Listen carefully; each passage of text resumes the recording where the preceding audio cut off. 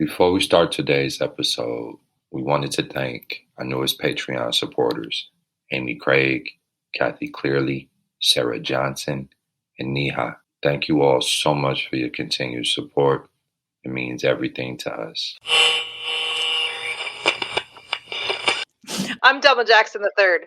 Welcome to another episode of Dive in Justice, the podcast that explores building ideal communities with our less than ideal selves. I'm not doing this with you. I'm not. No, you're going to start from the top and you're going to do this right, or you don't get to introduce the episode anymore. Well, I can't even introduce the episode now. I'm ready.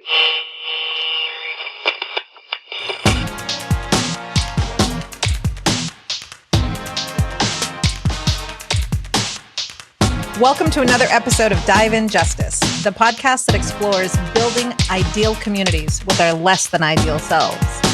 I'm Shondine Garcia. And I'm Delma Jackson. Today we are excited to be joined by Ms. Leah Penniman of the Soulfire Farm Institute, who will be with us to talk about her work, what it means to do her work, where she does her work, who she does it for, and how we might all be able to mimic and contribute to the better world that she's trying to create. However, before we get into that, as always, we wanted to start the show with our highs and lows. So, Shondine, tell me how you're doing, how you been, where you fucking up, etc. I'm actually having a good week, complete with a bunch of fuck ups, I'm sure. Well, that my high is it's college announcement week time. So we're waiting to find out where Isaiah has gotten into college. And for me, it's less about where he's gotten in and more about watching him navigate what his next steps are going to be. He's trying to decide if he's going to take a gap year, or as my friend calls it, a nap year, or actually go to school. And so far he's gotten into two of his top choices. And for me, watching his anxiety just drop, even though I'm annoyed that it has to be framed in, like whiteness and culture going college, all that stuff. Like his heart is settling and he's spending the day longboarding with friends because it's spring break and he works really hard. He's in a lot of tough classes and it's just beautiful to watch him relax. And so that's my high. My low is really fully acknowledging that, the journey of self-care and healing and all of that is really fucking hard. And it's just hard. There's no shortcut. There's no set of steps that you do and then you're suddenly healed. So It is what it is. I know. It's bullshit, right? I hope you didn't go into it with that expectation. Well, I knew it wasn't going to be overnight, but I didn't know it'd be this fucking hard. Yeah. It's definitely not the fucking self-care narrative of just get a massage and, and take a nice walk and read a book. Cause that is a lie. Yeah. Yeah. What about you? What you got going on? Yeah, I think I'll start with my lows just because I always like to end on a high note whenever possible. So this week I had to have a real heart-to-heart with my sister, my mom. I'm thinking about how much longer I want to be living here in Flint. Thinking about my long-term career options, the educational opportunities for my children. And so I'm considering, at least in the short term, staying in Michigan but getting out of Flint, maybe heading down to the Detroit area. And there are some health things. My mom is aging. Well, we're all aging, right? My mom's aging, my sister's aging. And I just want to feel like if I do take off, that things are going to be in order, if you will. And so there were some conversations that I needed to have with my mom, my sister, my children, my ex-wife, just all the moving pieces of family to try to figure this thing out. And it does not feel easy. And I don't know that I'm any closer to where I want to be, right? But a lot of anxiety around it, some of the conversations I needed to have. And although I feel decent about having them, I do think that there will be more conversations to come, and I don't feel brave. I feel very cowardly right now. Like I'm trying to avoid them, or just keep thinking like there has to be an easier way to get what I want without having to talk about it with everybody, like that bullshit. And so that feels like, where's the shortcut? Yeah, where's the shortcut? Exactly. I'm looking for the shortcut, the self-care shortcut that you were just talking about, and I was clowning you for. So full circle, right? Two peas in a goddamn pod here. But you see what I did there? Two peas in a pod, huh? You like that? I caught that. Yeah. That's what's up. Yeah. In terms of highs for the week, I did have some of the conversations I needed to have. So check that one off the box. I got first vaccination shot, and that feels good. And so I am just been handling business this week, feeling good about what I've been able to accomplish this week. Did a little bit of meditating and got some clarity around some career stuff. So yeah, it's been a good week overall. Well, I'm glad you're getting the shot. I'll tell you now, but I've been having anxiety thinking about you and your girl, like on the plane back and forth visiting each other and not having the shot. So like now that I know you're getting it, I'm going to start to let that shit go. Cause I just keep thinking, yeah, they're going to get it. Yeah. It's going to happen. No, we've been living dangerously. She's getting her second shot the same weekend that I'm actually going to see her. And we lined it up that way on purpose so that if there's some self-care, some caring for her needs, that I can be there to do that. Totally. And hopefully she'll be able to do the same for me, because like most men, when I get sick, the world ends. I whine, I cry, I complain, and I am shameless about it. I ain't trying to be strong and pretend like everything's okay. Fuck that. Where's my little bell so I can ring it and have somebody come tend to my needs? Why are you shaking your head? I'm just feeling deep empathy for your girl. That's all I'm saying. Whatever. All I'm saying. I do too, honestly. Because you are that shameless. I am. Yeah. And she's never been really around me when I've been sick. So she's about to learn what that means. And I do feel bad for her. But I get to say, well, I'm happy. I'm happy you're both getting the shot, because that's one less thing I have to worry about. Fair enough. So as we've already been hyping up since we started the show, we wanted to go ahead and introduce our guest, Miss Leah Penniman. Leah Penniman is a Black Creole farmer, author, mother, and food justice activist who has been tending the soil and organizing for an anti-racist food system for over 20 years. She currently serves as founding co-executive director of Soulfire Farm in Grafton, New York, a Black and brown-led project that works toward food and land justice. Her book is Farming While Black, Soulfire Farm's Practical Guide to Liberation and the Land. Find out more about Leah's work at soulfirefarm.org and follow her at Soulfire Farm on Facebook, Twitter, and Instagram. Leah, thank you for taking the time to join us today, and welcome to Dive in Justice. Of course. It's an honor to be here with both of you. Even Shondine, huh? All right. That's what's up. Yeah, I have had the opportunity to observe your work from a distance for a while now through friends of mine, colleagues of mine, and just always been in awe of what you've been able to pull off. But for the sake of this interview, I think where I'll start with so many of our guests. How do you perceive that became your particular expression, that became your particular calling? Oh my goodness. I mean, the work of Soulfire Farm, and more broadly, the work of liberation of food and lands, it's an ancestor's errand. It's a earth instruction, really. I mean, so I'll briefly summarize three beginnings or three inspirations. One, my sister and I, 5-6 years old, sick of being teased in school for being the only brown kids, we make deep, fast friends with the forest.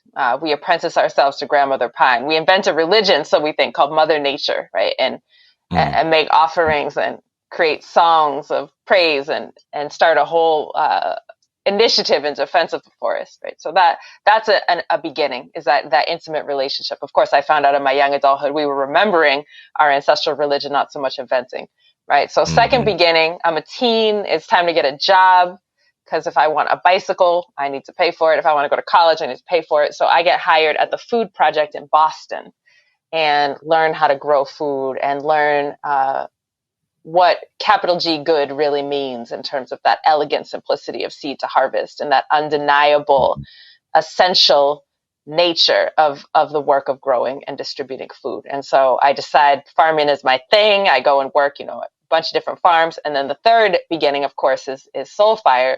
And that particularly came out of the pain of being unable to feed our young children, Nashim and Emmett, ancestral, whole, natural foods because of the neighborhood we lived in the south end of Albany, which is under food apartheid. And there wasn't a farmer's market, supermarket, no available community garden plots. So when our neighbors found out that we knew how to farm, they started, chiding us to start a farm for the people. And that became the inspiration for Soulfire. We found the land found us outside of Albany. We started, after some labor, of course, to get things off the ground, started being able to provide that food. So those are the origins, but fundamentally, to answer your question of the deeper why, it does feel like a destiny path and a non-negotiable, so to speak, to be doing this work. Yeah, I appreciate that. Curious if your destiny path, when you open with your beginnings, you say remembering, not inventing. Curious if you feel that destiny path was actually started previous to that actual forest friend time, and where maybe on the journey you are in your trajectory and where you think it's heading. Oh, Ashe. Yeah, I think as young people, when we become conscious to our story is not the beginning of our story. So I appreciate that. And actually in African traditional religion, of which I'm a practitioner of Yoruba and Vodun, your destiny is actually formed, before you're born. And there's a whole lot of forces that collaborate to determine your destiny, including the Orisha, the forces of nature, your ancestors, your own Ori. So that happens for all of us, is my belief. But lineage wise, I come from Haitian ancestry, Dahomey, Taino, Seminole, and European, both French and British. And there's a lot to unpack there. But my people, like so many peoples, are agrarian. Like so many peoples, were dispossessed of their land through enslavement, through racial terror, through the Great Migration. And I do think that even as it was a very appropriate and understandable survival strategy for my grandparents, my great-grandparents, to decide to leave behind a rural farming life and all of the pain that had become synonymous with that life, we also now realize that a very significant part of our culture and our dignity is also left behind in those soils. And so I see myself as part of a returning generation of Black farmers who are reclaiming the right to dignity and belonging on the land, who are reclaiming the right to sovereignty on the land, and doing our best, Sankofa-wise, right, to go back and pick up what was left behind and build upon it. So the future, the future is Black and brown folks having secure, permanent land tenure, having sovereignty, being able to feed our communities, being able to take care of and revive native ecosystems, to be able to dismantle white supremacist conceptions of private property. Like that's our future. And I know that, we might get to the mountaintop, but not the promised land. Like I understand that, but I think we're doing our steps along the way towards that future. Thank you for giving Diamond Justice a listen. We recognize that your time is the most valuable currency you have. If you're digging the pod, there are a couple things you can do to show your support. First, head over to your favorite podcast platform and leave us a review. It just takes a few seconds of your time, and every review helps us grow our listenership and broadens the conversations we can have together. The second thing you can do, and should do is consider supporting the podcast by visiting our Patreon page at patreon.com/dive_in_justice. I'm wondering if you could help our listeners think or unpack a little bit I think both generative tension and sometimes painful tension in Black Indigenous solidarity in the context of land. How do you help folks engage and understand the generative and what can be generative tension and conflict in what that solidarity can truly look like, as opposed to an oppression Olympics? You're on my land. This is my land. And so now you get to have this land just because you were brought here. The whole thing that unfolds and doesn't allow people to actually get in, talk, and be real, and instead just fight with one another. Oh, there is so much in there, and so much healing that's needed. And I will say that I was super naive and probably continue to be, because we all have our own areas of ignorance we can't see. Someone has to point them out for us usually. But, several years back when I was just getting deeper into the regional organizing work, I had this assumption that as Black and Indigenous people, and those are not mutually exclusive terms, that we were natural allies to each other, that it would make sense to be in solidarity, to fight against white supremacy, to fight for access to land for all of us. And I did not fully understand how powerful the project of settler colonialism and racial capitalism had been with their divide, conquer, and distract tactics, and that's old. That goes back to the way the, Buffalo Soldiers were guaranteed freedom in order to and go annihilate, Native people. It goes to, Cherokee and other nations dispossessing people, including my ancestors, of their citizenship.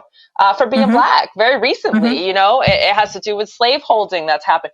It has to do with, the annihilation of Indigenous men in the Northeast, and then Native folks, women being threatened that if they get together with Black men, that they lose their citizenship and right to land. And so it is deep, and many more examples. And I did not understand how much those wounds we were still carrying forward, and does result in those patterns. You talk about the oppression Olympics, and, we can't stand for each other. It's sort of, and even though the math is that, 98% of the rural land in this country that's arable is white owned, and so here we are fighting over the 2% when we really should be calling to account the white folks for the 98. Like, even though that logic is there, I think it doesn't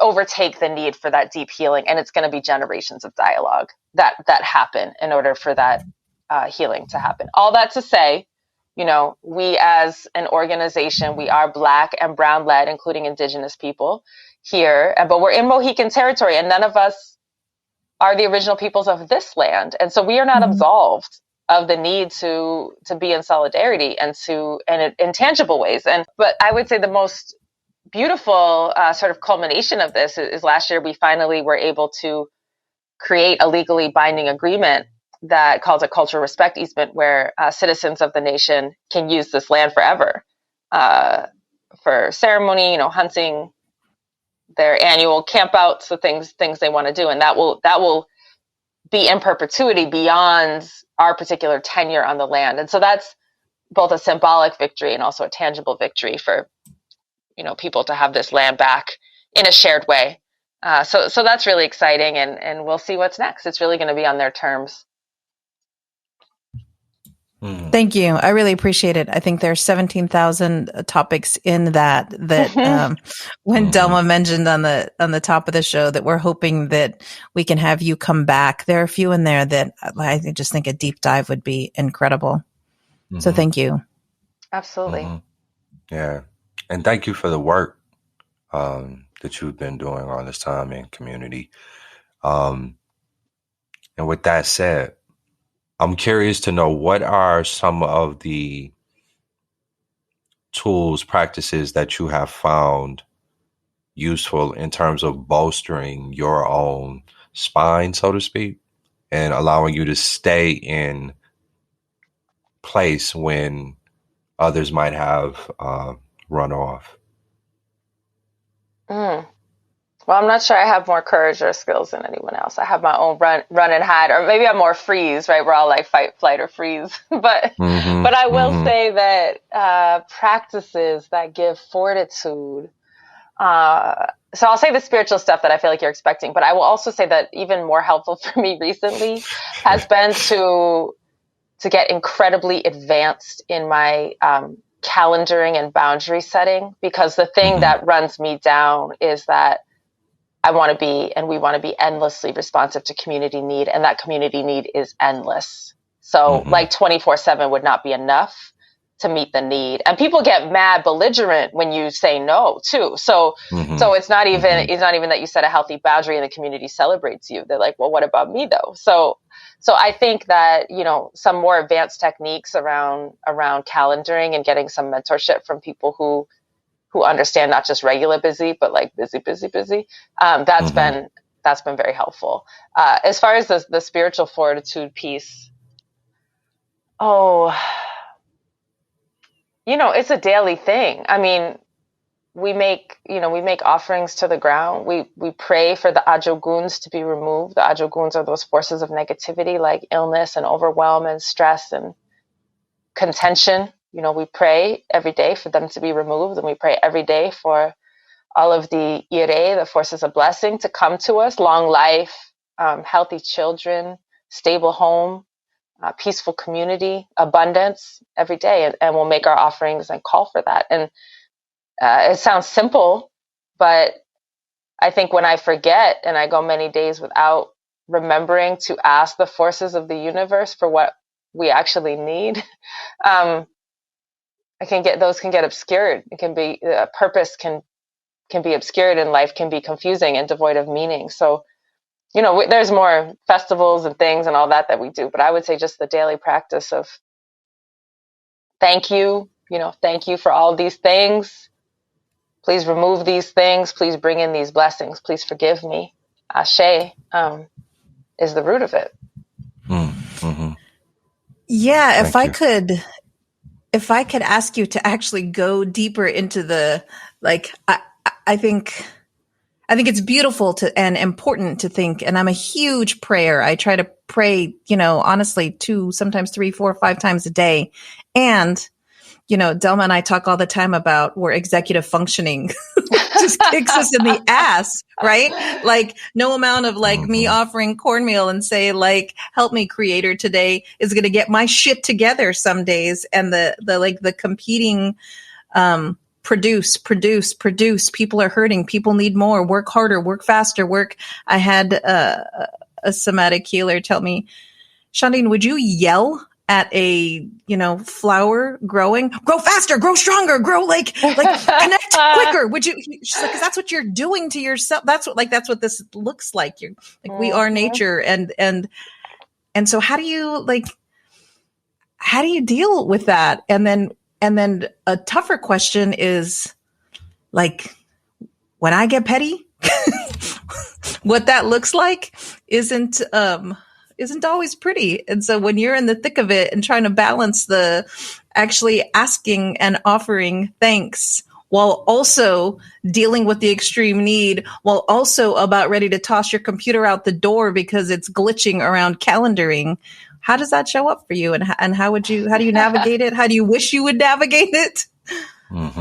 Like, how does petty show up? So, I mean, I don't know if this is a source of pride or shame or not even that framework, but I don't do a lot of externalizing my petty or my overwhelm. I tend to turn it on myself. So it manifests as sickness. It manifests as anxiety, as sleeplessness, as self-doubt. And I'm really, really good at over-functioning and continuing with a smile and projecting, I got you. It has to get pretty severe. And then I'll just tend to retreat into the cave, so metaphorical cave, so to speak, until I can continue to smile and care for.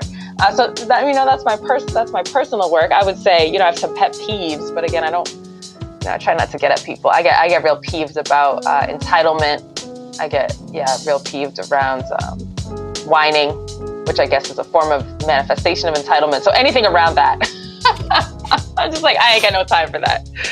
Nobody owe you nothing. you know.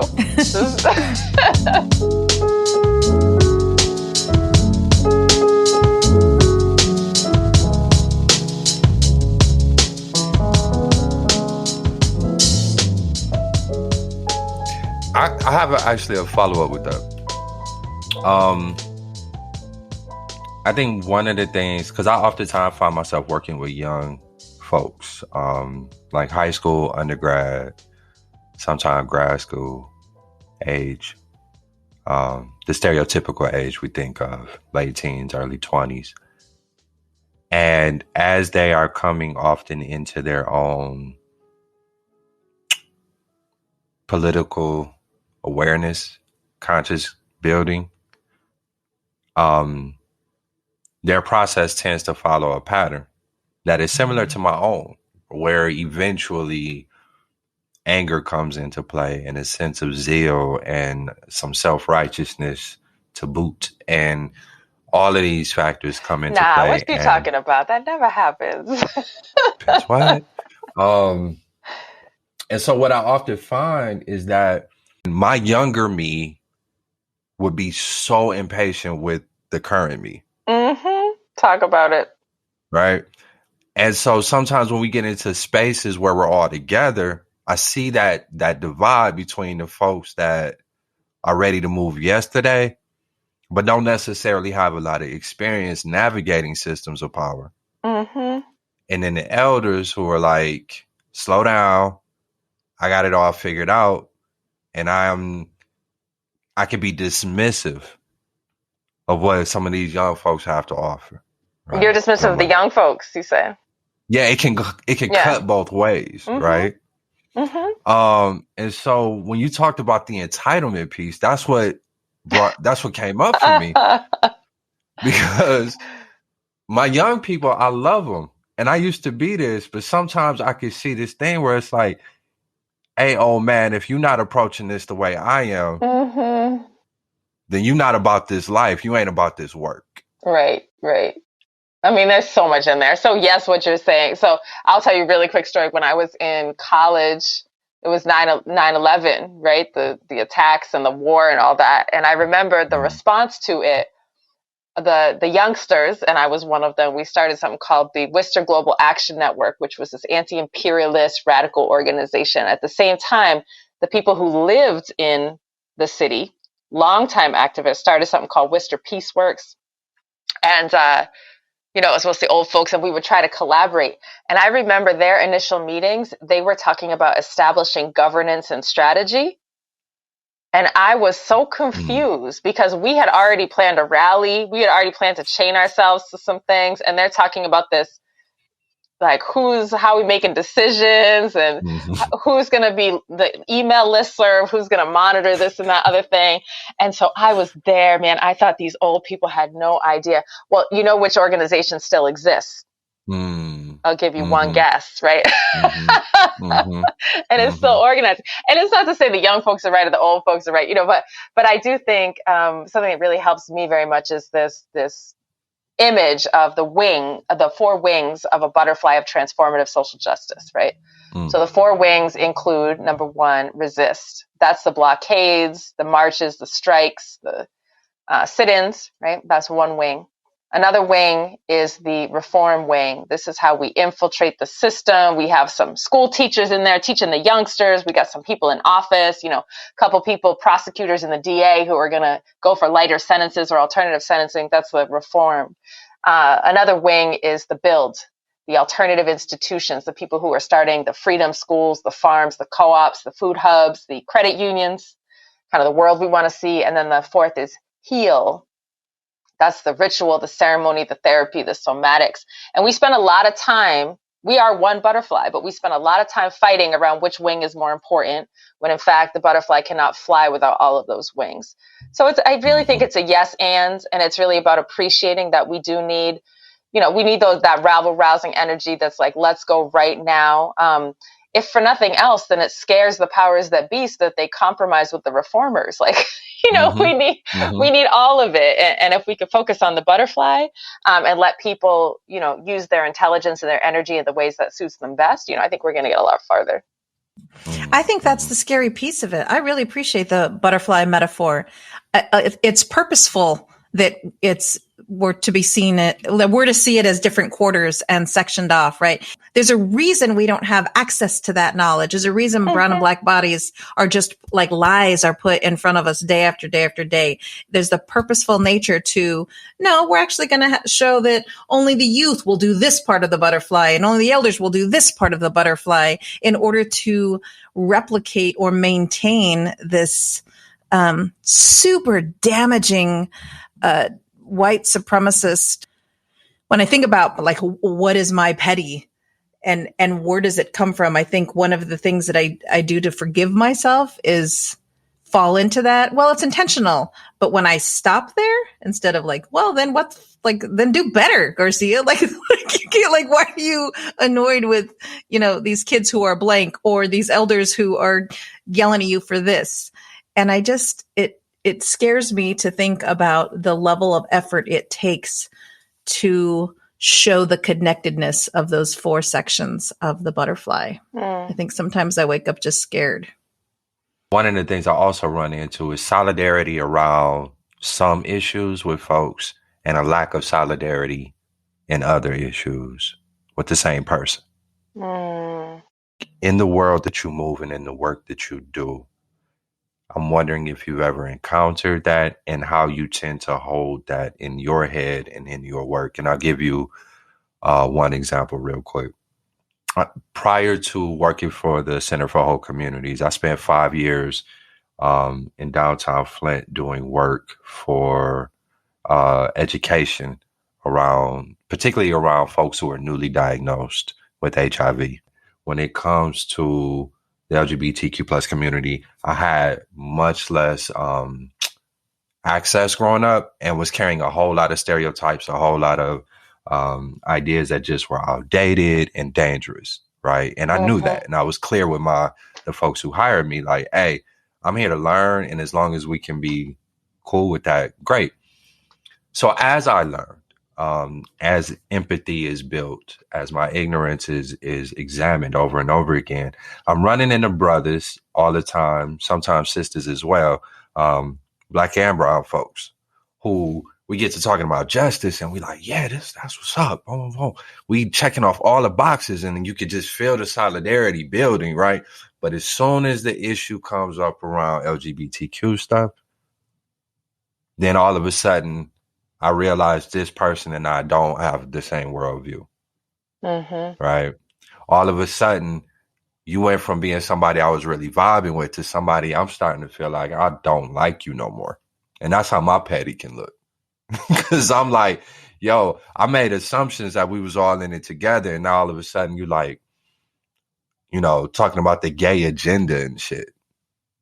Oh, wow. Right? Sounded like a conspiracy theorist and shit. Like you QAnon at this point, and I don't want nothing to do with you. Have you encountered that? And what do you do with that? Because I struggle with that. It's interesting. So what it actually reminds me of, right? So I don't know if you've experienced this, but a lot of the prevailing advice that's given to white folks who fancy themselves as anti-racist is not to ditch their friends and family members who are overtly racist, but instead to remain in relationship and dialogue. Like black and brown folks tell people do that all the time. Like, actually, you are the ambassadors. Like, you need to be talking to Uncle Ray over time, right? And you need to hang in there with him because we actually, that is what needs to change for us to be safe in this country, and so on and so forth. So when you were talking about that, I was of two minds. I was both feeling that empathy of like, oh, absolutely. And for me, I'm in a Jewish family as well. And so it's come up sometimes with extended family where we're jiving on the earth, on even anti-racism, this and that. And then I mentioned Palestine and, okay. And then suddenly I don't want to be at the table, right? But what is it to stay in relationship to continue to see a person's full humanity, even beyond viewpoint, and to really ask ourselves, like, if transformation is not possible here between these people who care about one another and know each other, how can we imagine it's possible on a societal scale? Like, what are we going to do? Beat it over people's heads until they agree? Like, that's not how change happens. Change actually happens from a place of love and empathy and understanding. And I'll tell you one of those stories. So we are in a rural area in upstate New York. There are Trump flags flying still, and it's over, right? There's 2024 Trump for president all around my house. And I mean, there's so many things I can say about that. But what I'll say right now, because of course, the safety plans and this and that other thing, is pretty soon after we moved out here full time. I can't even now remember which hurricane, because climate chaos has been that much. But there was a severe hurricane 2012, 2013 that wiped out the only road that goes from this town to anywhere else. So Route 2 and Route 22. And when I say wiped out, I mean a river had basically cut a slice through the road. So there was this like gaping chasm. So elders, can't get to their appointments. Nobody can get groceries. The floods had wiped out topsoil from the farms around. And the liberal urban left talks a lot about mutual aid, this and that other thing as a theory. I will tell you that every single person in this town came out with their tractors, their chainsaws, their shovels, their extra gravel, fill, whatever they had, and put the town back together. Nobody got paid. Nobody coordinated anything, right? But everybody got fed and everybody got safe. And that was a very important moment for me, because I have a lot of judgments, and many of them are warranted, about the politics of my neighbors. But when it came down to what was actually needed for folks to survive and be humans to each other, people showed up. And I keep trying to see that core in everybody to the extent that I can, right? To try to see that core and build from that core, that we are people, and that I need to hold out hope that that we can be better people.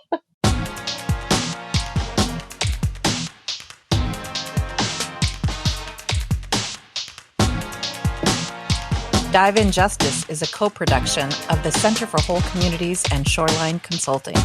The Center for Whole Communities exists to build capacity at the individual, organizational, and community level to deepen awareness, embrace differences, and value relationships, thus making change possible.